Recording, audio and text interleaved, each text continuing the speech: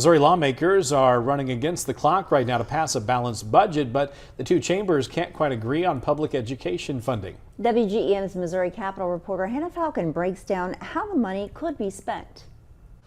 The clock is ticking as lawmakers approach the deadline to get a state budget to the governor's desk. House and Senate budget leaders have different ideas on what's right for public education. I want to make sure that we're paying the bill. That was a concern. The Senate's version gives Missouri public schools $300 million more, while the House's version puts an additional $50 million toward private school scholarships. Governor Mike Kehoe says public schools are underperforming, and Missouri families should get the choice to attend other schools on the state's dime. But while the majority party is working out their differences behind the scenes, Missouri Democrats know what they want. If you think about where the money comes from to support public schools, anything that we spend more money on in other places makes it harder for us to spend the money on public schools. Teacher-turned-lawmaker Representative Kathy Steinhoff wants to fully fund public schools. She says public money should go towards schools that are available to everyone. I know myself as a taxpayer, it bothers me to know that my taxes are going to a school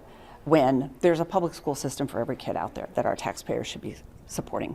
If they're not seeing full funding, they're going to have to make changes to their budgets that they've lined out. Matt Michelson with the Missouri Teachers Association is concerned about the negative impacts on students if public schools aren't given the full amount requested.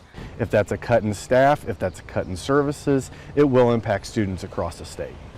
Lawmakers from both chambers are supposed to meet late tonight to complete the budget. Constitutionally, it has to be completed by the end of the day Friday. Reporting in Jefferson City, I'm Hannah Falcon, WGEM News.